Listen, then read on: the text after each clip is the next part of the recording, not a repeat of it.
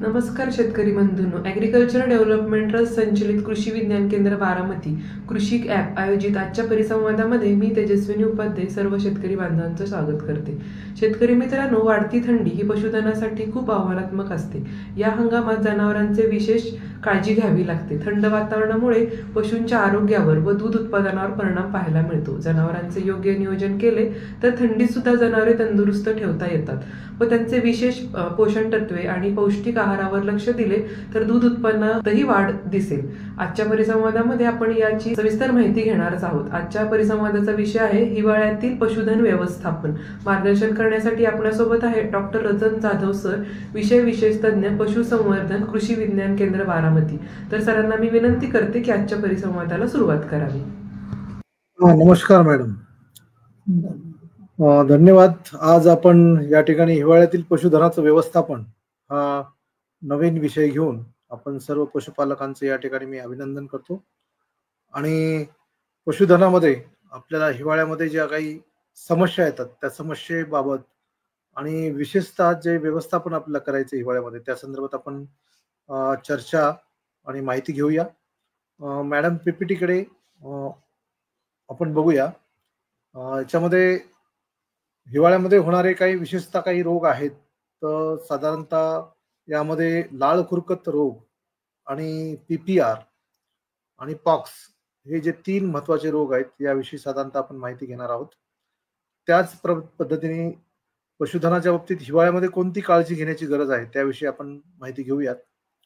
साधारणतः रोगकारक एजंट हा शब्द आपल्या सर्वांना परिचित असेल की ज्यामुळे रोग निर्माण होतो त्याला आपण जनरली अँटीजन असं म्हणतात. की तुम्ही कोरोनाच्या वेळेस अँटीजन हा शब्द ऐकला असेल. तर अँटीजन म्हणजे थोडक्यात की रोगकारक अशा प्रकारचे कण, सूक्ष्म कण की ज्यामुळे रोग होतो. तर हे अँटीजन्स साधारणतः विषाणूमुळे असू शकतात, विषाणूचे असू शकतात, जीवाणूचे असू शकतात. तसेच परजीवीमुळे सुद्धा काही रोग होऊ शकतात, बुरशीमुळे रोग होऊ शकतात किंवा तांत्रिक दृष्ट्या साधारणतः काही विषारी घटकमुळे सुद्धा म्हणजे जे रसायन असेल किंवा काही घटक असेल त्यामुळे सुद्धा रोग होऊ शकतात. नेक्स्ट.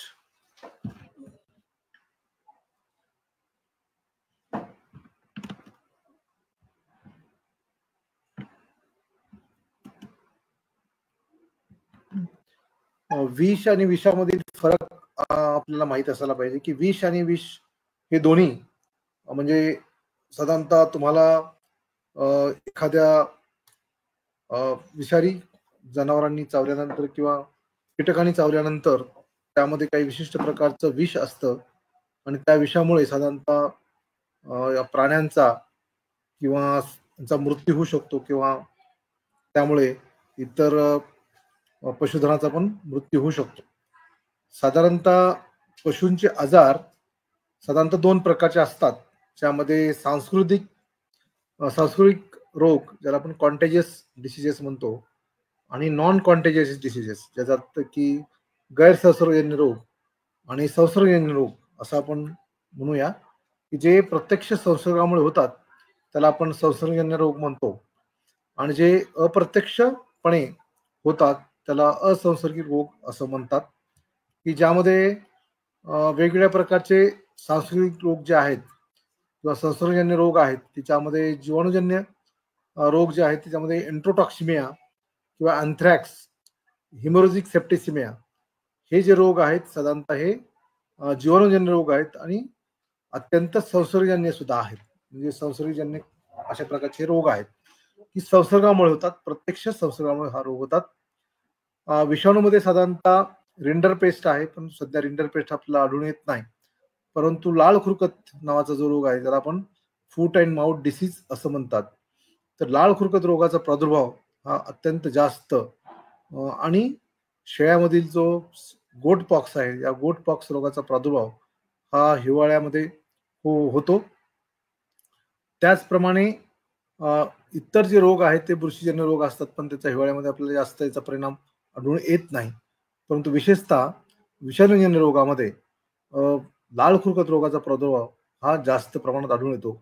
आणि काही प्रमाणात ज्या ठिकाणी मुबलक प्रमाणात चारा उपलब्ध झाला तर साधारणतः पावसाळा संपल्यानंतर हिवाळ्यामध्ये मुबलक प्रमाणात चारा उपलब्ध होतो आणि त्यामध्ये साधारणतः शेळ्या मेंढ्यामध्ये एन्ट्रोटॉक्सिमिया नावाचा रोग होण्याची शक्यता दाट असते. ज्याच्यामध्ये जे गैरसंसर्गजन्य रोग आहेत त्याच्यामध्ये साधारणतः ब्लॅक क्वार्टर आहे, स्तनदा आहे, अतिसार आहे, डिस्टोपिया आहे आणि पॅराप्लेजिया नावाचा एक आजार आहे की जो असंसर्गजन्य रोग आहे की ज्यामुळे पॅराप्लेजिया होऊ शकतो. पण साधारणतः अतिसार आणि साधारणतः तुमचं ॲसिडोसिस या ॲसिडोसिस नावाच्या रोगाचा आजाराचा प्रादुर्भाव हा हिवाळ्यामध्ये होऊ शकतो. विशेषतः विषाणूजन्य रोगामध्ये जो लाळ खुरकत रोग आहे, हा लाळ खुरकत रोग अत्यंत भयानक आणि फारच संसर्गजन्य अशा प्रकारचा रोग आहे आणि साधारणतः हिवाळ्यामध्ये या रोगाची खूप जास्त दाट शक्यता असते. साधारणतः ऑक्टोबर नोव्हेंबर नंतर साधारणतः सर्वच परिसरातील कारखाने, शुगर फॅक्टरीज, बाजार, मार्केट्स हे जास्त सुरू होतात आणि त्यामुळे साधारणतः बैलांचं पण देवाणघेवाण किंवा त्यांचा विक्री किंवा जत्रांचं प्रमाण सुद्धा वाढलेलं असतं आणि त्यामुळे साधारणतः प्राण्यांची हालचाल म्हणण्यापेक्षा ट्रान्सपोर्ट या परिसरातून दुसऱ्या परिसरामध्ये होत असते आणि त्यामुळे एका परिसरातून दुसऱ्या परिसरामध्ये या रोग होण्याची शक्यता जास्त असते. कारण हा अत्यंत संसर्गजन्य रोग असल्यामुळे एका भागातून दुसऱ्या भागामध्ये लाळ खुरकत रोगाचे विषाणू वेगवेगळ्या माध्यमातून जाऊ शकतात. त्याच्यामध्ये ट्रक्स असतील, बैलजोड्या असतील, बैल असतील, देशी जनावर असतील, यांचं वाहतूक एका प्रदेशातून दुसऱ्या प्रदेशात केल्यामुळे हा आजार एका प्रदेशातून दुसऱ्या प्रदेशात होऊ शकतो. कारण हा विषाणूमुळे होणारा रोग आहे. विषाणूमध्ये साधारणतः व्हायरस ए, ओ, C, SIA1, SAT1, SAT2, SAT3 अशा प्रकारचे काही 7 प्रकारचे विषाणू आहेत. या 7 प्रकारच्या विषाणूमुळे हा रोग होऊ शकतो. आपल्याकडे साधारणतः व्हायरस ए, ओ, सी आणि SIA1 या प्रकारच्या विषाणूमुळे जास्त महाराष्ट्रामध्ये हा रोग होतो. साधारणतः ह्या सगळ्याच प्रकारचे विषाणू त्या रोगाला म्हणजे आजार करू शकतात. बऱ्याच वेळेस हे 4ही प्रकारचे विषाणू त्या रोगामध्ये असू शकतात किंवा एक जरी विषाणू असला तरी रोग होऊ शकतो. रोगाचा प्रादुर्भाव साधारणतः हिवाळ्यामध्ये होण्याची शक्यता खूप जास्त दाट आहे. जर व्हॅक्सिनेशन केलं नसेल किंवा लसीकरण केलं नसेल तर त्यावेळेस रोग होण्याची शक्यता जास्त वाढते. परंतु एखाद्या ठिकाणी लसीकरण केल्यानंतर सुद्धा रोग होण्याची शक्यता असते. जर त्या ठिकाणी काही जनावरांमध्ये लसीकरण केलं नसेल आणि रोगाचा प्रादुर्भाव दिसून आला असेल तर त्या ठिकाणी रोग होण्याची शक्यता वाढते. साधारणतः शेळ्यामध्ये आणि मेंढ्यामध्ये साधारणतः कॅप्री पॉक्समुळे होणारा हा पॉक्स नावाचा रोग हा जास्त प्रमाणात होऊ शकतो. साधारणतः लाळ खुरकत हा जो रोग आहे ते लाळ खुरकत रोगाची लक्षणे म्हणजे साधारणतः विषाणूमुळे होतो आणि विषाणूच्या असंपर्कामुळे होतो. म्हणजे संपर्कामुळे होतो. म्हणजे प्रत्यक्ष रोगी जनावरांचा संपर्क आल्यामुळे होऊ शकतो किंवा अप्रत्यक्षपणे रोगी जनावरांचा संपर्क आला तरी सुद्धा होऊ शकतो. उदाहरणार्थ की आजारी गोठ्यामधून जर काही व्यक्ती किंवा साहित्य दुसऱ्या गोठ्यामध्ये जर आपण नेला असेल किंवा आजारी जनावरांच्या गोठ्यामधून एखादा व्यक्ती जर निरोगी जनावरांच्या गोठ्यामध्ये गेला असेल तर त्या माणसाच्या द्वारे, उपकरणाच्या द्वारे, गाडीद्वारे किंवा मोटरसायकलद्वारे किंवा वाहनाद्वारे हा एका गोठ्यातून दुसऱ्या गोठ्यामध्ये हा रोग जाऊ शकतो आणि म्हणून हा अत्यंत धोकादायक अशा प्रकारचा रोग आहे. हा विषाणूमुळे होतो आणि सुरुवातीला जनावरांना ताप येतो. साधारणतः 104 ते 105 डिग्री फॅरनहाईट पर्यंत ताप येतो आणि साधारणतः याच्यामध्ये सुरुवातीला तोंडाची अंतर्त्वचा लाल पडते. सुरुवात जर आपण पाहिली तर डोळ्यांची ह्याची अंतर्त्वचा ही लाल होते, लालसर पडते. त्याच्यानंतर तोंडामध्ये म्हणजे जिभेच्या खालच्या बाजूला, हिरड्यावर, जबड्यावर साधारणतः फोड येतात आणि ते फोड फुटतात आणि त्या ठिकाणी मग जखमा तयार होतात आणि नंतर मग जनावरांना जास्त त्या वेदनाकारक जखमेमुळे त्रास होतो. वेदनाकारक जखमा झाल्यामुळे जनावरांना खाद्य खाता येत नाही, पाणी पिण्यासाठी त्रास होतो. त्यानंतर जर आपण त्यांना कोरडा चारा देणार असेल तर त्याला जास्त त्रास होतो. त्यामुळे आपण अशा वेळेस आपण त्यांना चारा देताना चांगल्या प्रतीचा चारा देणं गरजेचं असतं. साधारणतः हा जो ताप आहे तो 48 साधारणतः 24 तास ते 48 तासापर्यंत असतो. त्याच्यानंतर ताप हा कमी होऊ शकतो. ते ताप हा 104 ते 106 डिग्री फॅरनहाईटच्या दरम्यान असतो, पण जास्तीत जास्त वेळेस हा 104 ते 105च्या दरम्यान ताप असतो. भूक न लागणे, साधारणतः जनावरांची भूक कमी होते. जनावर काही प्रमाणात खाद्य खात असतं, परंतु ताप असल्यामुळे त्याची भूक कमी होते. दूध उत्पादनात घट होते. समजा दुधामध्ये जर जनावर असतील तर आपल्याला दूध उत्पादनात घट झालेली दिसेल. तुम्हाला सांगितल्याप्रमाणे जीभ असेल किंवा हिरड्या असतील किंवा तोंडातील श्लेष्मल त्वचा असेल किंवा हिरड्याची आती बाजू असेल, जिभेच्या खालची बाजू असेल, यावर फोड येतात आणि हे फोड फुटल्यानंतर त्या ठिकाणी वेदनाकारक जखमा तयार होतात आणि त्या जखमा भरपूर असतात आणि त्यामुळे तोंडातून भरपूर प्रमाणात लाळ गळते. लाळ गळाल्यानंतर आपण एक तर त्या ठिकाणी वीजबाधा असण्याची शक्यता असू शकते, तर तोंडामध्ये काही इजा झाल्यानंतर लाळ गळू शकते, सूज असल्यानंतर लाळ गळू शकते, त्यानंतर लाळ खुरकत रोग असेल तर तोंडामधून लाळ गळू शकते. त्यामुळे आपल्याला हे अगोदर बघावं लागेल की हे खरंच लाळ खुरकत रोगामुळे ह्या तोंडातून लाळ गळते का नाही. जनरली लाळ खुरकत रोगाची जी लाळ असते ती खूप लोंबकळतानी असते आणि चिकट असते, म्हणजे तोंडाच्या खाली लोंबकळते आणि त्या ठिकाणी जनावरांना खूप तोंडामध्ये वेदना होतात. त्यानंतर त्याचप्रमाणे पायावर सुद्धा जखमा होतात. पायाच्या विशेषतः बेचक्यामध्ये जखमा होतात आणि 2 बेचक्याच्या मध्ये फोड येतात आणि फोड आल्यानंतर त्या फोड हे वेदनाकारक असतात आणि त्या ठिकाणी आपल्याला दिसेल की जनावरांना चालताना मग त्रास होतो. शेळ्या असतील, मेंढ्या असतील, गायी असतील, देशी गायी असतील, संकरित गायी असतील, म्हशी असतील, या सर्वांनाच हा रोग होऊ शकतो. म्हणजे 2 खुरी जी जनावरं आहेत त्या सर्व जनावरांना हा रोग होऊ शकतो. विशेषतः वराहामध्ये सुद्धा हा रोग होऊ शकतो, हरणामध्ये सुद्धा हा रोग होऊ शकतो. म्हणजे ज्या ठिकाणी वराह असतील, वराच्या माध्यमातून सुद्धा तो कॅरियर असू शकतो आणि त्याच्या माध्यमातून सुद्धा जनावरांना हा रोग होऊ शकतो. एकदा रोग झाल्यानंतर एका जनावराकडून दुसऱ्या जनावराकडे हा पसरतो. म्हणजे साधारणतः आपण एखाद्या तालुक्यामध्ये संपूर्णपणे लसीकरण केलं असेल, परंतु एखाद्या गावामध्ये किंवा काही गावामध्ये लसीकरण केलं नसेल आणि त्या गावामध्ये जर एखाद्या ह्या रोगाची सुरुवात झाली, लाळ खुरकत रोगाची सुरुवात झाली, तर त्या गावामधून दुसऱ्या गावामध्ये लसीकरण केल्यानंतर सुद्धा रोग होऊ शकतो. म्हणजे व्हायरसचं जर पॉप्युलेशन त्या ठिकाणी वाढलं तर त्या गावामधून दुसऱ्या गावामध्ये ह्या रोगाचा प्रादुर्भाव होऊ शकतो. म्हणजे लसीकरण केल्यानंतर सुद्धा रोग होण्याची शक्यता आहे. लसीकरण करताना जर जनावरावर ताण असेल किंवा जनावरांमध्ये रोग प्रतिकारशक्ती तयार नाही झाली, लसीकरण केल्यानंतर सुद्धा जर रोग प्रतिकारशक्ती तयार झाली नाही तर सुद्धा रोग होऊ शकतो. आता रोग प्रतिकारशक्ती तयार न होण्याची कारणे म्हणजे ज्यावेळेस आपण लसीकरण करतो त्यावेळेस ती लस व्यवस्थितपणे साठवून ठेवणं गरजेचं आहे. कोल्ड चेन मेंटेन करणं गरजेचं आहे. त्यानंतर लस देताना त्या लसीवर सूर्यप्रकाश न पडू देता ती लस तयार करणे गरजेचं आहे. लस तयार केल्यानंतर जनावरांच्या शरीरामध्ये देईपर्यंत आपण त्याच्यावर कोणताही सूर्यप्रकाश पडता कामा नये. सूर्यप्रकाश पडल्यामुळे सुद्धा ती लस ही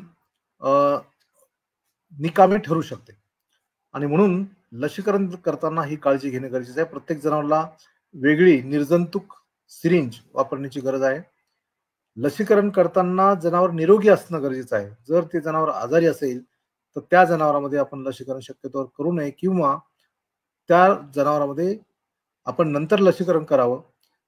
आजारी जनावरांमध्ये लसीकरण केल्यास त्या ठिकाणी रोग प्रतिकारशक्ती चांगल्या प्रकारे तयार होत नाही. त्याचप्रमाणे ज्या जनावरांमध्ये जंताचा प्रादुर्भाव जर असेल अगोदरपासून तरी सुद्धा रोग प्रतिकारशक्ती चांगली तयार होणार नाही. जनावराला लसीकरण केल्यानंतर जर जनावरांना पोषक हिरवा चारा आणि वळला चारा आणि पशुखाद्य पुरेशा प्रमाणात जर नसेल, म्हणजे विशेषतः प्रथिनाचं प्रमाण जर कमी पडत असेल तर त्या ठिकाणी प्रतिकारशक्ती कमी प्रमाणात निर्माण होईल आणि त्या जनावरांमध्ये सुद्धा रोग होण्याची शक्यता आहे. म्हणजे प्रतिकारशक्ती कमी निर्माण होईल आणि म्हणून लसीकरण करण्यापूर्वी आपण 8 दिवस अगोदर आपल्या जनावरांना जंतनाशक औषध देणं आवश्यक आहे. म्हणजे जंतनाशक औषध दिल्यानंतर आपण जनावरांमध्ये लसीकरण करणे गरजेचं आहे. लसीकरण केल्यानंतर जनावरांना कोणत्याही प्रकारचा ताण पडता कामा नये. त्यामुळे आपल्या जनावरांमध्ये उत्तम प्रकारची रोगप्रतिकारशक्ती निर्माण होईल. म्हणजे लसीकरण केल्यानंतर एक तर लसीकरण करताना जनावरे निरोगी असणं गरजेचं आहे. त्यांना पुरेशा प्रमाणात प्रथिनाचा पुरवठा म्हणजेच पशुखाद्याचा पुरवठा हा पुरेशा प्रमाणात झालेला पाहिजे. म्हणजे विशेषतः त्यांच्या शरीर पोषणासाठी, गर्भधारणेसाठी आणि दूध उत्पादनासाठी शिफारस केल्याप्रमाणे पशुखाद्याचा पुरवठा आपण त्या जनावरांना केला गेला पाहिजे. त्या जनावरांवर कोणत्याही प्रकारचा ताण नसला पाहिजे. आणि तिसरं म्हणजे त्या जनावरांमध्ये जंताचा प्रादुर्भाव नसला पाहिजे. म्हणजे जंताचं औषध अगोदरच आपण दिलं गेलं पाहिजे. अशा सिच्युएशन मध्ये जर आपण योग्य प्रकारे योग्य मात्रा, योग्य कोल्ड चेन मेंटेन करून जर जनावरांमध्ये लसीकरण आपण केलं तर त्या जनावरांमध्ये उत्तम प्रतीची रोग प्रतिकारशक्ती तयार होते आणि त्यामुळे त्या जनावरांमध्ये ह्या रोगाचा प्रादुर्भाव होणार नाही. अशा पद्धतीने आपण ह्या रोगाचं लसीकरण जर केलं तर 100% आपण जनावरांचं लसीकरण करणं गरजेचं आहे. ज्यामध्ये वासरं असतील, कालवडी असतील, दुधातील गाय असतील, गाभण गायी असतील, या शेळ्या असतील, मेंढ्या असतील, आपल्याकडचे बैल असतील, या सर्व जनावरांना म्हणजे 100% जनावरांना लसीकरण करण्याची गरज आहे. ज्या शेतकऱ्यांनी आणखी लसीकरण केलं नसेल आणि आता साधारणतः आपल्याकडे गावामध्ये कुठेही रोगाचा प्रादुर्भाव नसेल तर त्या ठिकाणी आणखी वेळ गेलेली नाही. आपण आताही जनावरांमध्ये लसीकरण करू शकतो. आता समजा हे सर्व करून जर आपल्या जनावरांमध्ये रोगाचा प्रादुर्भाव झाला तर आपल्याला जास्तीत जास्त काळजी घेण्याची गरज आहे. त्यामध्ये म्हणजे की आपल्या गोठ्यामध्ये सगळीकडे आपण चुन्याची फक्की मारण्याची गरज आहे. किंवा आपल्याला बातमी जरी कळाली किंवा काही ठिकाणी आपल्याला समजलं की या ठिकाणी रोगाचा प्रादुर्भाव झालेला आहे तर त्याच्या परिसरातील सर्व जनावरांना आपण लसीकरण करून घेण्याची गरज आहे. त्याच पद्धतीने आपल्या गोठ्यामध्ये आपण चुन्याची फक्की टाकण्याची गरज आहे. सगळीकडे आपण चुन्याची फक्की टाकावी. आपल्या गोठ्यामध्ये बाहेरच्या कोणत्याही व्यक्तींना येऊ देऊ नये. आपल्या परिसरामध्ये जर रोगाची साथ आली अशी आपल्याला समजत असेल तर बाहेरच्या कोणत्याही व्यक्तीला आपल्या गोठ्यामध्ये येण्यास नकार करावा. एंट्री देऊ नये. त्याच पद्धतीने त्याच्यावर उपचार करण्याची गरज आहे. उदाहरणार्थ कॉस्टिक सोड्याचं द्रावण आपण 1% कॉस्टिक सोड्याचं द्रावण सुद्धा आपल्या पूर्ण गोठ्यामध्ये आपण फवारू शकतो. आणि साधारणतः गोठ्यामध्ये फवारायचं असेल तर आपण 2% 1 ते 2% आपण कॉस्टिक सोड्याचं द्रावण फवारू शकतो. अति जास्त प्रादुर्भाव असेल तर आपण ते 4% पर्यंत सुद्धा वाढवू शकतो. साधारणतः उपचार करण्यासाठी आपल्याला ऑक्सिटेट्रासायक्लिन किंवा वेगवेगळ्या प्रकारचे जे अँटीबायोटिक पेनिसिलिन सारखा अँटीबायोटिक असेल, ऑक्सिटेट्रासायक्लिन सारखा असेल, एन्ड्रोफ्लॉक्सासिन सारखं अँटीबायोटिक असेल, ही अँटीबायोटिक आपण जनावरांना त्याची इंजेक्शन ही साधारणतः 3 दिवस ते 5 दिवस आपल्याला इंजेक्शन द्यायला पाहिजे. त्यानंतर तोंडातील ज्या जखमा आहेत त्या खाण्याच्या सोड्याच्या द्रावणाने आपण धुतल्या पाहिजे. म्हणजे 2% खाण्याच्या सोड्याचं द्रावण तयार करून त्या तोंडातील जखमा आपण धुवायला पाहिजे. आपल्या घरी सगळ्याकडे खाण्याचा सोडा उपलब्ध असतो आणि त्या खाण्याचा सोडा आपण 1 लिटर पाण्यामध्ये साधारणतः 200 ग्रॅम 20 ग्रॅम 1 लिटर पाण्यामध्ये 20 ग्रॅम खाण्याचा सोडा टाकून आपण ते 2% द्रावण तयार होईल आणि ते 2% द्रावणाने आपण आपल्या जनावरांचं तोंड स्वच्छ धुवायचं आहे. त्यानंतर पायातल्या ज्या जखमा आहेत त्या जखमा आपण 1% पोटॅशियम परमॅंगनेटचं पाणी तयार करून धुतल्या पाहिजे. म्हणजे पायाच्या जखमा असतील, खुरातल्या जखमा असतील त्या आपण स्वच्छ करणं गरजेचं आहे. त्यासाठी आपण 1% पोटॅशियम परमॅंगनेट नावाचं द्रावण तयार करावं आणि त्यानुसार त्या जखमा धुवाव्यात. आता जखमा धुतल्यानंतर तोंडातील जखमावर आपण बोरोग्लिसरीन लावावं. बोरोग्लिसरीन आपल्याकडे नसेल तर आपण हळद आणि लोणी याचं एकत्र मलम तयार करून तो मलम आपण तोंडामध्ये लावू शकतो. किंवा मार्केटमध्ये बोरोग्लिसरीन नावाचं जे औषध आहे ते औषध उपलब्ध आहे, ते औषध आपण लावू शकतो. घरच्या घरी आपल्याला जर औषध करायचं असेल तर आपण लोणी आणि हळद टाकून औषध तयार करून ते औषध आपण 2 वेळेस लावावं. जखमा 2 वेळेस धुणं गरजेचं आहे. 2 वेळेस आपल्या जखमाचं ड्रेसिंग करण्याची गरज आहे. त्याचप्रमाणे पायातल्या ज्या जखमा आहेत त्या पायातील जखमांना आपण 2% कॉपर सल्फेट हा साधारणतः म्हणजे कॉपर सल्फेट आपण जे आपलं डांबर आहे त्या डांबरामध्ये टाकावं त्या डांबरामध्ये कॉपर सल्फेट टाकून त्या डांबर साधारणतः ते पातळ डांबर करावं. त्या पातळ डांबरामध्ये आपण ते कॉपर सल्फेट टाकावं. याचं प्रमाण जे आहे ते 5:1 या प्रमाणात आहे. म्हणजे साधारणतः 5 वेळा 5 भाग आपण जर डांबर घेतो तर त्यामध्ये 1 भाग आपण कॉपर सल्फेट म्हणजे मोरचूत त्यामध्ये टाकायचं. हे द्रावण तयार करायचं आणि या द्रावणाने पायातल्या खुरातल्या ज्या जखमा आहेत त्या सील करायच्या आहेत. तर ह्या जखमा आपण जर सील केल्या तर त्या लवकर भरून येतील आणि जनावरांना त्रास कमी होईल.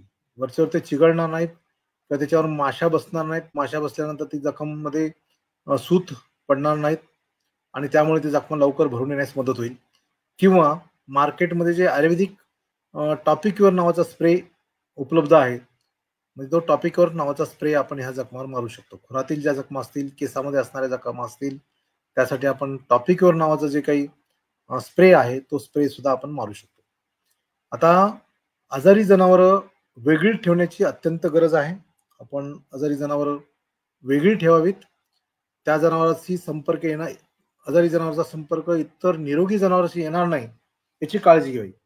आपल्याला रोग लक्षात आल्यानंतर लगेचच्या लगेच जनावर आपण आजारी जनावर जर वेगळी केली, त्यांची वेगळी देखभाल केली, त्यांना बाकी आजारी निरोगी जनावरांचं सगळं व्यवस्थापन झाल्यानंतर शेवटी आपण आजारी जनावरांची व्यवस्था करावी. आजारी जनावरांची व्यवस्था केल्यानंतर किंवा देखभाल केल्यानंतर आपण निरोगी जनावरांकडे येऊ नये. जर आपण आलात तर निरोगी जनावराला सुद्धा रोग होईल. कारण या रोगाचे विषाणू आजारी जनावरांकडून निरोगी जनावरांकडे सहज माणसाच्या माध्यमातून आणि वेगवेगळ्या प्रकारच्या अवजाराच्या माध्यमातून जाऊ शकतात. स्वच्छता पाळणं सगळ्यात महत्वाचे आहे. स्वच्छतेसाठी आपण दररोज गोठ्यामध्ये स्वच्छता करून जो काडी कचरा आहे तो आपण उकिरड्यावर टाकायचा आहे आणि गोठ्यामध्ये दररोज आपण चुन्याची फक्की मारायची आहे. तसंच जर शक्य झालं तर कॉस्टिक सोड्याचं द्रावण आपण दररोज जर गोठ्यामध्ये शिंपडलं तर अतिशय उत्तम आपल्याला रिझल्ट मिळेल. कारण अल्कलीमध्ये साधारणतः हे विषाणू मरतात. म्हणून कोणत्याही प्रकारची अल्कली आपण गोठ्याचं निर्जंतुकीकरण करण्यासाठी वापरू शकतो. त्यासाठी कळीच्या चुन्याचं द्रावण किंवा कॉस्टिक सोडा हे आपण वापरू शकतो. अशा पद्धतीने आपल्याला लाळ खुरकत रोगाचा प्रादुर्भाव झाल्यानंतर काळजी घ्यायची आहे आणि लाळ खुरकत रोग होण्याच्या अगोदर मी तुम्हाला काळजी सांगितलेली आहे. त्यानंतर जे शक्यता आहे, साधारणतः पावसाळा संपल्यानंतर हिवाळा सुरू होतो आणि हिवाळ्यामध्ये मुबलक प्रमाणात हिरवा चारा उपलब्ध होतो आणि म्हणून पावसाळ्यामध्येच आपल्या शेळ्यांना जी आंत्रविषार नावाचा रोग आहे, एन्टरोटॉक्सिमिया ज्याला म्हणतात, की त्या रोगाचं लसीकरण होणं गरजेचं आहे.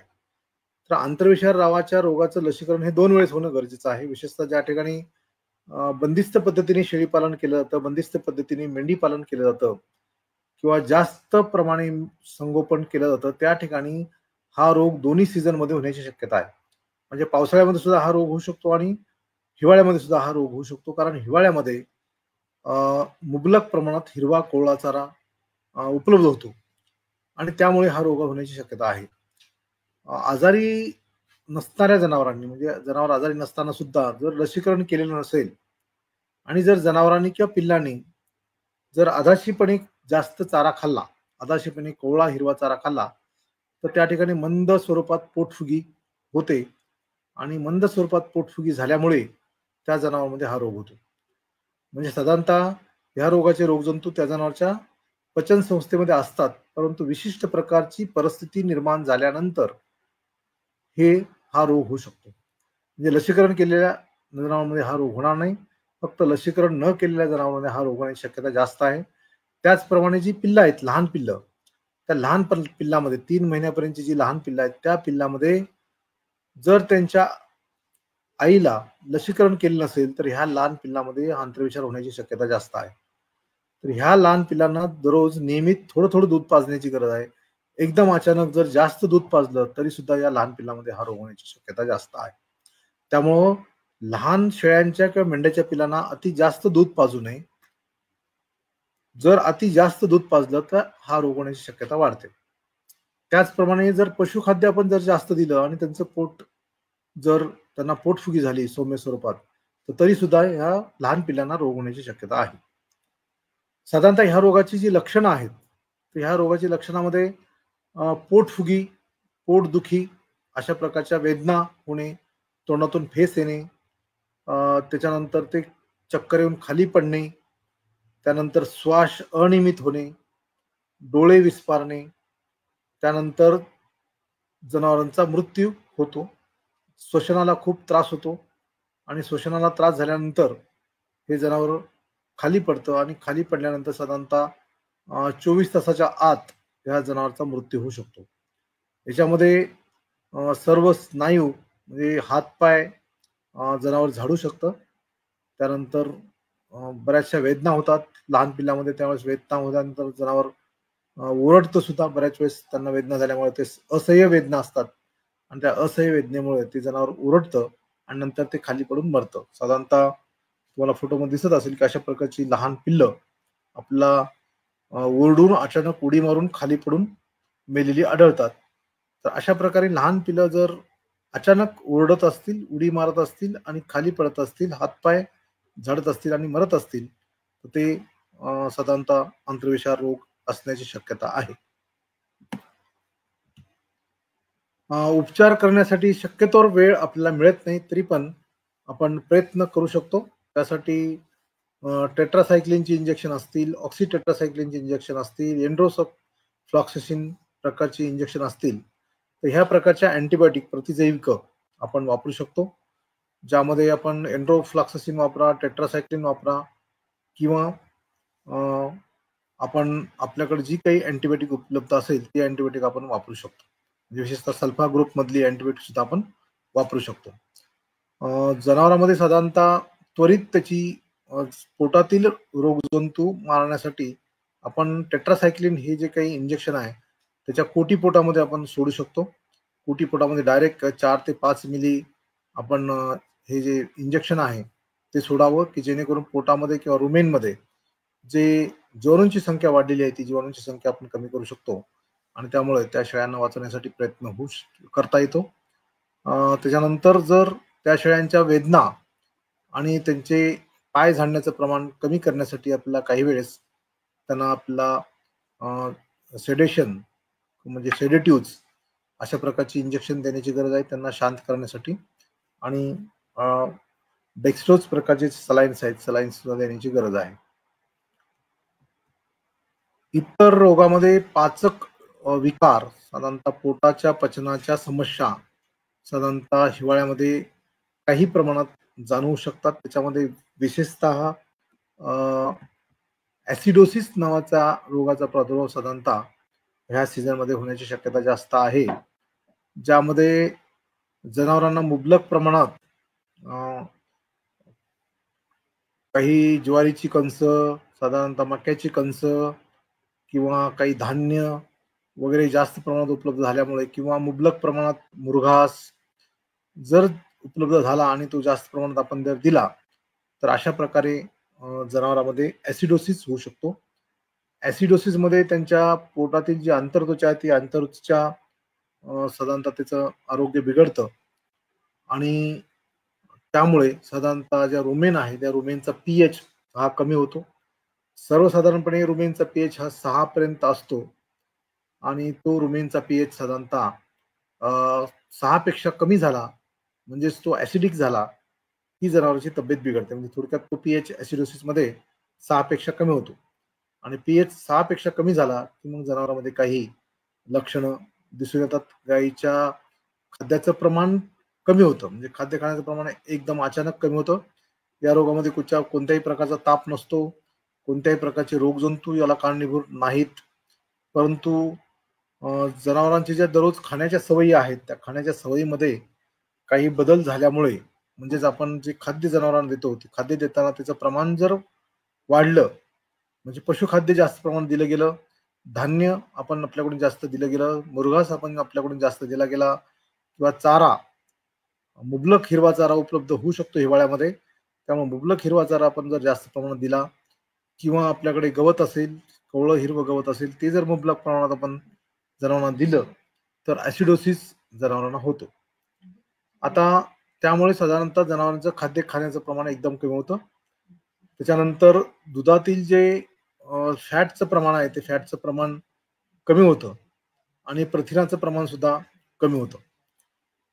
त्यानंतर सबक्लिनिकल किंवा क्लिनिकल असे दोन प्रकार याच्यामध्ये असू शकतात. सिव्हिअर ऍसिडोसिस होऊ शकतो किंवा माइल्ड ऍसिडोसिस असू शकतो. माइल्ड ऍसिडोसिस मध्ये जास्त लक्षण दिसत नाहीत, पण त्या ठिकाणी ऍसिडोसिस तसाच असतो. दूध उत्पादन कमी होतं आणि फॅट एसएनएफचं प्रमाण कमी होतं. आता सबक्लिनिकल जे काही ऍसिडोसिस आहे त्याच्यामध्ये पीएच साधारणतः 5 ते 5.5च्या दरम्यान असेल, त्याला आपण सबक्लिनिकल ऍसिडोसिस म्हणतो. पण त्यापेक्षा जर पीएच आणखी कमी झाला तर त्याला आपण सिव्हिअर ऍसिडोसिस म्हणतो. तर याचा प्रतिबंध, ऍसिडोसिसचा प्रतिबंध करण्यासाठी साधारणतः आपल्याला खूप जास्त ऊर्जायुक्त फीड समाविष्ट करणे टाळलं पाहिजे. म्हणजे विशेषतः जे मक्याचा भरडा आहे, काही ठिकाणी मक्याचा भरडा आपल्याला शेतकरी वापरताना दिसतो. आता मक्याचं ज्यांचं खरीपमध्ये मक्याचं पीक झालं असेल, आता रब्बीमध्ये मका बऱ्यापैकी शेतकऱ्याकडे आला असेल, तर ते शेतकरी मका भरडा जास्त प्रमाणात वापरू शकतात किंवा वापरत असतील तर ते प्रमाण आपण कमी केलं पाहिजे. मका भरड्याचं प्रमाण जर आपण वाढवलं तर त्यामध्ये ऍसिडोसिस त्या ठिकाणी होऊ शकतो. म्हणून शक्यतोवर पेलेटेड फीड आपण वापरावं. मका भरडा आपण वापरू शकतो, पण काही प्रमाणात वापरावा. अति जास्त मका भरड्याचं प्रमाण जर झालं तर ऍसिडोसिस होतो आणि त्यामुळे त्याचं प्रमाण आपण कमी केलं पाहिजे. त्याच्यानंतर फीड कण जसेच्या तसे आपल्याला ते बाहेर पडताना दिसतील याच्यामधून, शेणामधून. आपल्याला तिथं सोडियम बायकार्बोनेट म्हणजे खाण्याचा सोडा आपल्याला लगे जनावरांना देणं गरजेचं आहे. म्हणजे आपण 50 ग्रॅम सकाळी 50 ग्रॅम संध्याकाळी एवढ्या प्रमाणात आपण खाण्याचा सोडा देऊ शकतो. त्याचप्रमाणे त्यामुळे साधारणतः रुमेनचा पीएच आपल्याला मेंटेन करणं शक्य होतं. वाळला चारा आपल्याला द्यायला पाहिजे. लाळेचं उत्पादन वाढवण्यासाठी आपल्याला जे लांब तंतुमय पदार्थ आहेत की ज्याच्यामध्ये तंतुमय पदार्थाचं प्रमाण जास्त आहे, पाण्याचं प्रमाण कमी आहे, अशा प्रकारचे पदार्थ म्हणजे थोडक्यात वाळला चारा आपण देऊ शकतो. ज्याच्यामध्ये कडबा आहे, गवत आहे, त्याच्यानंतर नाहीच मिळालं तर आपण तो गव्हाचं काड आहे. अशा प्रकारचे जे वाळला चारा आहे त्या वाळल्या चाऱ्याचा समावेश आपण लाळेचं प्रमाण वाढवण्यासाठी आपण करू शकतो. त्याच्यानंतर साधारणतः काही विशेषतः रुमिस्ट प्रकारचं किंवा ईस्ट किंवा रुमिस्ट, यासॅक अशा प्रकारचे किंवा बायोबूस्ट अशा प्रकारचे जे काही पावडर्स आहेत ते पावडर्स आपण वापरू शकतो 20 ग्रॅम ते 30 ग्रॅम प्रतिदिन. आणि त्यामुळे आपल्याला ऍसिडोसिसचा जो काही धोका आहे तो आपल्याला कमी करता येतो. आपण दररोज सुद्धा आपण रुमिस सारखी पावडर 20 ग्रॅम दररोज वापरू शकतो. साधारणतः 15 दिवसातून 8 दिवस वापरायची, 8 दिवस पुन्हा बंद करायचं आहे. अशा प्रकारे रेग्युलर वापरण्याची गरज नाही, परंतु आपण 8 दिवस फक्त रुमिन्सची पावडर वापरली तर त्यामुळे आपल्याला शेणाची क्वालिटी वाढलेली दिसेल, रुमेनचा पीएच मेंटेन होईल, त्यानंतर साधारणतः फॅटचं प्रमाण वाढेल, एसएनएफचं प्रमाण वाढेल आणि साधारणतः जनावरांचं पचन सुधारेल. तर एवढी कामं त्या रुमिसच्या पावडरमुळे होऊ शकतात. तर ते आपण जनावरांना दररोज 20 ग्रॅम देऊ शकतो आणि हे रेग्युलर देण्याची गरज नाही. एक आठवडाभर देऊन पुढच्या आठवड्यामध्ये आपण ते बंद पण करू शकतो. पुन्हा नंतर 1 आठवड्याने पुन्हा आपण ते चालू करू शकतो. साधारणतः ऍसिडोसिस मध्ये जनावरांचं आहार कमी होतो, त्यानंतर रुमिनेशन कमी होतं म्हणजे रवंत करण्याचं प्रमाण कमी होतं, त्यानंतर सलाइवा तयार होण्याचं प्रमाण कमी होतं. म्हणजे सलाइवा जास्त रवंत न केल्यामुळे सलाइवा थोडक्यात लाळ कमी तयार होते आणि ती परत कंडिशन थोडीशी जास्त ऍग्रेसिव्ह होत राहते. दूध उत्पादन घटतं, त्यानंतर जनावर चालताना त्रास होऊ शकतो. जनावरांच्या खुराचे काही विकार ऍसिडोसिसमुळे होऊ शकतात. विशेषतः दूध उत्पादन घटल्यानंतर फॅटचं लेवल पण कमी होतं आणि जनावरांना चालताना त्रास होतो आणि जनावर अशक्त दिसतं. विशेषतः ऍसिडोसिस झाल्यानंतरचे काही फोटो मस्टार्डिस रोगाचं पण प्रमाण वाढू शकतं ऍसिडोसिस झाल्यानंतर. आणि अशा प्रकारे साधारणतः शेण जे आहे ते शेणाचा वास येतो, वेगळ्या प्रकारे थोडासा वास येतो, आंबूस गोड शेणाचा वास येतो, शेण पातळ येतं. साधारणतः हा दिसतो तुम्हाला फोटो, हा आयडियल शेणाचा फोटो आहे. अशा प्रकारचं शेण आपल्याला दिसलं पाहिजे. याच्यापेक्षा पातळ जर शेण येत असेल तर ते समजायचे की त्या ठिकाणी ऍसिडोसिस झालेला आहे. ह्या प्रकारे साधारणतः गाईचं आपल्याला शरीर यष्टी दिसते, ज्यामध्ये तुम्हाला दिसते की पाठीच्या कणाला बाक आलेला आहे. त्वचेला साधारणतः त्वचेवर एक प्रकारचं हे दिसते, निस्तेज त्वचा दिसते, शायनिंग नाही आहे. गाय साधारणतः गाईचं कोटीपोट पूर्ण भरलेलं नाही आहे, उपाशी गाय दिसते. खाण्यासाठी पुरेसा आहे पण तरी सुद्धा उपाशी झालेली गाय आहे. आणि असं झाल्यानंतर आणखी जास्त ऍसिडोसिसचं प्रमाण वाढतं. त्यानंतर जनावरांची डोळे आपल्याला दिसतात की निस्तेज डोळे आहे. गाय थोडीशी काळजीमध्ये पडल्यासारखी आपल्याला दिसते आणि अशक्त दिसते, चालताना मोकळी चालत नाही आणि पाठीचा कणा वाकडा होतो. अशा पद्धतीने तुम्हाला पाठीचा कणा हा वाकडेला झालेला दिसतो आणि नंतर लेमनेस येतो. त्याच्यानंतर गायीमध्ये लेमनेस होतो. तर हे काही महत्वाचे 2-3 गायीमधले आजार आहेत आणि शेळ्या मेंढ्यामधले तुम्हाला आजार सांगितले मी ते होतात. दुसरा एक आणखी आजार शेळ्या मेंढ्यामध्ये जो होतो त्यामध्ये पीपीआर नावाचा एक आजार शेळ्या मेंढ्यामध्ये साधारणतः डिसेंबर नंतर होऊ शकतो. म्हणजे साधारणतः जानेवारी नंतर हा रोग होण्याची शक्यता जास्त आहे. उन्हाळ्यामध्ये त्याचं प्रमाण जास्त आहे. त्यासाठी आताच आपल्याला लसीकरण करण्याची गरज आहे. म्हणजे साधारणतः डिसेंबर महिन्यामध्ये आपल्याला पीपीआर नावाच्या रोगाचा प्रतिबंध करण्यासाठी पीपीआर रोगाच्या नावाची लस आपण शेळ्यामध्ये मेंढ्यामध्ये टोचून घ्यावी. सर्वच शासकीय पशुवैद्यकीय दवाखान्यामध्ये ही लस उपलब्ध असते. त्या पशुवैद्यकीय डॉक्टरकडे आपण संपर्क साधून पीपीआर नावाच्या रोगाची लस पीपीआर रोगाचा प्रतिबंध करण्यासाठी ती लस आपण टोचून घ्यावी. लस टोचून घेण्यापूर्वी आपण सर्व जनावरांना शेळ्यांना मेंढ्यांना जंतुनाशक औषध द्यावीत. ज्या पिलांचं वय साधारणतः 3 महिन्यापेक्षा जास्त आहे त्यांना पण पीपीआर ची लस टोचून घ्यावी. पीपीआर रोगामध्ये साधारणतः ताप येतो आणि तोंडाच्या वर म्हणजे हिरड्यावर बारीक लहान आकाराचे फोड येतात आणि जनावराला ताप येतो, हागवण लागते आणि जनावरांमध्ये विशेषतः लहान पिल्लामध्ये मर 20-25% मर होऊ शकते. आणि म्हणून आपला पीपीआर रोग टाळण्यासाठी आताच आपण आपल्या जवळच्याच पशुवैद्यकीय दवाखान्यामध्ये संपर्क साधून पीपीआर नावाची लस टोचून घ्यावी. अशा पद्धतीने आपण जनावरांचं हिवाळ्यातील जे व्यवस्थापन आहे ते व्यवस्थापन करावं. साधारणतः आपल्याकडे हिवाळ्यामध्ये ज्या ज्या ठिकाणी आपल्याकडे चारा उपलब्ध असेल विशेषतः वाढे 25% आणि 75% मका वापरून आपण उत्तम प्रतीचा मुरघास तयार करून ठेवू शकतो. आपल्याकडे ज्या ज्या ठिकाणी ज्वारीचं कडवळ उपलब्ध असेल त्याच्यानंतर मक्याचा चारा उपलब्ध असेल तर उन्हाळ्यातील व्यवस्थापन करण्यासाठी आपण आताच हिवाळ्यामध्ये चारा स्वस्त असतो त्यामुळे हिवाळ्यामध्ये मुबलक प्रमाणात चारा उपलब्ध असतो. वाडे सुद्धा मुबलक प्रमाणात उपलब्ध असतात त्यामुळे उन्हाळ्यामध्ये आपली तारांबळ होऊ नये म्हणून आपण आताच उन्हाळ्यातील चाऱ्याचं व्यवस्थापन करण्यासाठी मुरघास तयार करून ठेवावा. मुरघास तयार करण्यासाठी 75% मका किंवा 75% कडवळ आणि 25% वाडे कुट्टी एकत्र करून आपण मुरघास तयार करावा. मुरघास तयार करताना चाऱ्याची कुट्टी ही 1 इंच होईल याची दक्षता घ्यावी. चाऱ्यामध्ये 70% मॉइश्चरचं प्रमाण आणि 30% पाण्याचं ड्राय मॅटरचं प्रमाण राहील अशा पद्धतीने आपण मुरघास तयार करावा. मुरघास तयार करताना आपण लिक्विड स्वरूपातील सायलेज कल्चरचा वापर करावा. सायलेज कल्चरचा आपण वापर केला तर निश्चित आपल्याला उत्तम प्रतीचा मुरघास तयार होतो. मुरघास हा पांढऱ्या बॅग मध्येच तयार करावा. काळ्या बॅग शक्यतोवर वापरू नये. 1 टनाच्याच बॅग वापराव्यात. 3 टनाच्या किंवा 5 टनाच्या बॅग मोठ्या बॅग वापरू नयेत. अशा प्रकारची काळजी घेऊन स्वच्छ ठिकाणी उत्तम प्रकारची कुट्टी करून आपण जर उत्तम प्रकारचा मुरघास तयार केला बॅग भरताना 2 ते 3 व्यक्तीने तो चांगला प्रेस करावा, दाबावा म्हणजे एका चौरस क्युबिक फुटामध्ये 18 ते 20 किलो चारा मावेल एवढा मुरघासाची कुट्टी आपण त्यामध्ये कुट्टी हिरव्या चाऱ्याची कुट्टी भरली पाहिजे.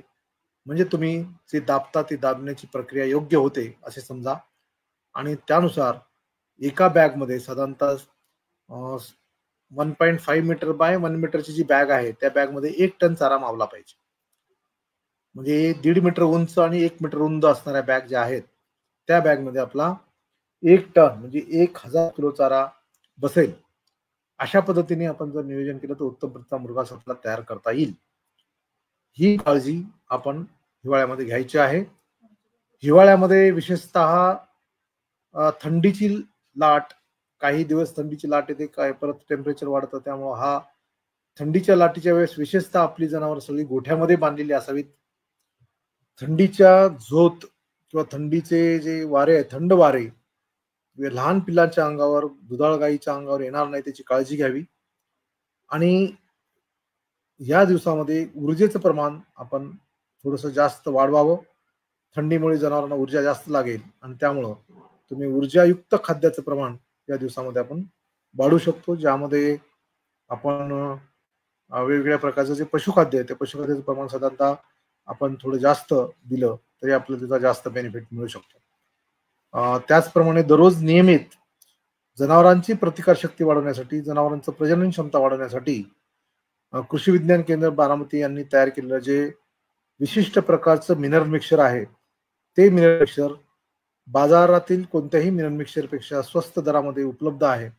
ते मिनरल मिक्सचर आपण निश्चित वापरावं, कारण आपल्याकडच्या सर्व जमिनींची तपासणी करून, चाऱ्याची तपासणी करून आणि जनावरांच्या रक्ताची तपासणी करून आपण विशिष्ट प्रकारचं एक मिनरल मिक्सचर तयार केलेलं आहे. आणि मिनरल प्लस व्हिटॅमिन मिक्सचर आहे ते, त्याच्यामध्ये व्हिटॅमिन्स पण आहेत आणि मिनरल्स सुद्धा आहेत. त्याचा अवश्य वापर करावा. बाजारातील कोणत्याही मिनरल मिक्सचरपेक्षा 50% दरानेच ते या ठिकाणी उपलब्ध आहे. तरी या संधीचा फायदा सर्व दूध उत्पादक शेतकरी बंधूंनी आणि सर्व पशुपालकांनी घ्यावा असं मी आवाहन करतो. हे आपण 50% दरानेच या ठिकाणी उपलब्ध केलेलं आहे. साधारणतः कोणाचे काही प्रश्न असतील तर ती प्रश्न आपण विचारू शकता. धन्यवाद.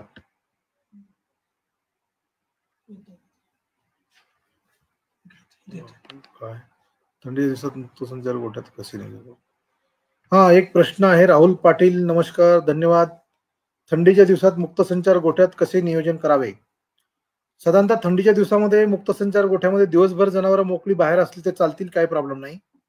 फक्त रात्रीच्या वेळेस तुम्ही मुक्त संचार गोठ्यामध्ये जनावर जे आतील कप्पा आहे ते बाजूच्या म्हणजे बाहेरची जी बाजू आहे तिथे जर आपला पडदा लावता आला, जर अति जास्त थंडी असेल तर, म्हणजे 10 डिग्री सेल्सिअस पेक्षाही कमी टेम्परेचर असेल तर आपण बाहेरून एक पडदा लावू शकतो, ज्याच्यामध्ये शेडिंग नेट असेल किंवा बारदाण्याचा एखादा केलेला पडदा असेल किंवा आपल्या ज्या युरियाच्या बॅग आहेत त्या युरियाच्या बॅग पासून आपण एखादा पडदा तयार केला असेल तर तो पडदा आपण बाहेरच्या बाजूला लावा. एवढी जरी काळजी घेतली तर थंड हवेचे झोत जनावरांवर येणार नाही याची काळजी घ्यावी. एवढी जरी काळजी आपण घेतली तर पुरेशी आहे. त्यापेक्षा वेगळी जास्त काळजी घेण्याची गरज नाही, कारण हिवाळा हा जनरली आपल्या सर्वच पशूंसाठी पोषक असतो. फक्त थंड हवेचे झोत येणार नाहीत आणि विशेषतः कोणकोणत्या प्रकारचे रोगाचं लसीकरण करणं गरजेचं आहे ते सगळ्यात महत्वाचं आहे. आणि आता पावसाळा संपलेला आहे, त्यामुळे पावसाळ्यात संपल्यानंतर आपण हिवाळ्यापूर्वी एक जंतनाशक औषध सर्व जनावरांना द्यावं. जंतनाशक औषधामध्ये वेगवेगळ्या प्रकारची औषधं आहेत. पशुवैद्यकीय डॉक्टरांच्या सल्ल्याने आपण त्या परिसरामध्ये जी औषधं वापरली जात असतील, ती उपलब्ध असतील, ती औषधं आपण वापरावीत. फक्त वापरताना जनावरांच्या वजनाप्रमाणे वापरावी. परंतु पावसाळा संपलेला आहे, त्यामुळे आपण आता जंतनाशक औषध वापरायला पाहिजे. फॅट एसएनएफ वाढवण्यासाठी काय करावे? अजय सूर्या. फॅट एसएनएफ साधारणतः हिवाळ्यामध्ये एक तर मुबलक प्रमाणात हिरवा चारा उपलब्ध असल्यामुळे शेतकरी जास्त प्रमाणात हिरवा चारा वापरतात आणि हिरव्या चाऱ्याचं प्रमाण जर वाढवलं तर त्या ठिकाणी फॅट आणि एसएनएफ कमी होऊ शकतं.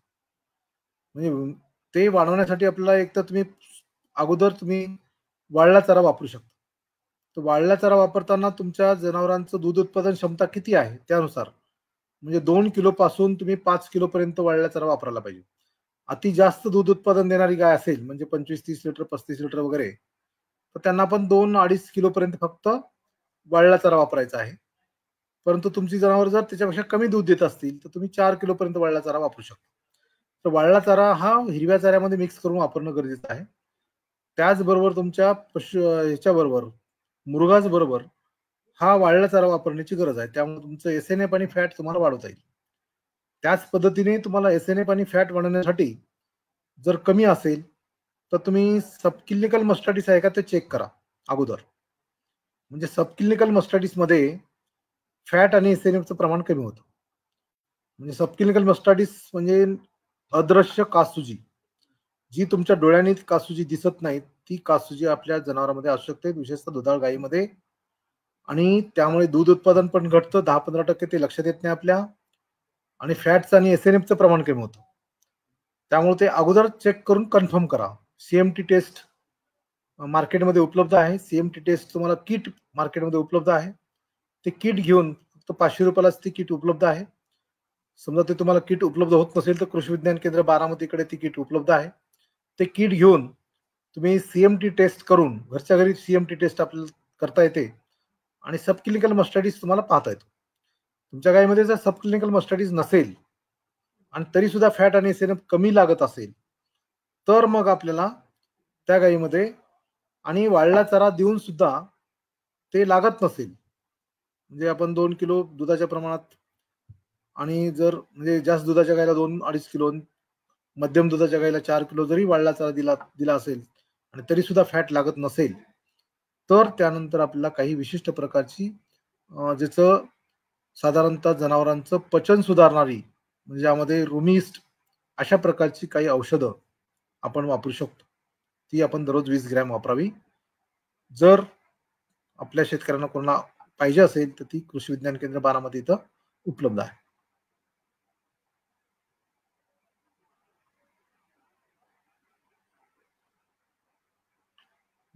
युवराज देशमुख, बैल फुगला तुम्ही आता इमिडिएट जर डॉक्टर उपलब्ध होत नसेल तर तुम्ही गोडतेल साधारणतः 500 मिली आणि आपला टर्पेंटाईन ऑइल 50 मिली, म्हणजे गोड तेल 500 मिली आणि टर्पेंटाईन तेल 50 मिली एकत्र घेऊन चांगल्या प्रकारे ढवळून तुम्ही ते पाजू शकता. फक्त नाकातून पाजायचं नाही तर ते तोंडातून पाजायचं आहे. तोंडच पसताना शक्यतो प्लास्टिकची बॉटल वापरा. ठसका लागणार नाही याची काळजी घ्या. जनावरांचं तोंड थोडंसं वरच्या बाजूला वर करा आणि हळूवारपणे ते तेल तुम्ही पाजा. पोटफुगी कमी व्हायला मदत होईल. तुमच्याकडे टिम्पॉल पावडर असेल तर टिम्पॉल पावडर कोमट पाण्यामध्ये मिक्स करून पाजा. टिम्पॉल पावडर नसेल तर ब्लोटोसिल तुम्ही पाजू शकता. 100 ते 125 मिली ब्लोटोसिल नावाचं औषध 100-200 मिली पाण्यामध्ये विरघळून ते पाजा. टिम्पल पावडर असेल तर टिम्पल पावडर साधारणतः 200 मिली कोमट पाण्यामध्ये मिक्स करून पाजा 100 ग्रॅम. हे सगळं काही उपलब्ध नसेल, डॉक्टर जवळ नसतील तर लगेच तुमच्या घरामध्ये जे गोडतेल आहे त्या गोडतेलामध्ये 50 ते 60 मिली टर्पेंटाईन तेल टाकून ते चांगलं ढवळून ते लगेच पाजा. पोटफुगीमध्ये जनावरांना खाली बसू देऊ नका आणि जनावरांच्या तोंडामध्ये लिंबाची आडवी काडी बांधा. जसं घोड्याला लगाम बांधतात त्या पद्धतीने तुम्ही लगाम बांधा, म्हणजे जेणेकरून जनावरांची जीभ हे सतत हालचाल करत राहील आणि तोंडातून सर्व जे गॅसेस आहेत ते गॅसेस बाहेर पडत राहतील. समजा अचानक अधाशीपणे जास्त हिरवा कोवळा चारा खाला असेल किंवा मेथीघास जास्त खाला असेल त्यामुळे साधारणतः पोटफुगी झाली असावी, किंवा काही धान्य खाला असेल त्यामुळे पोटफुगी झाली असावी.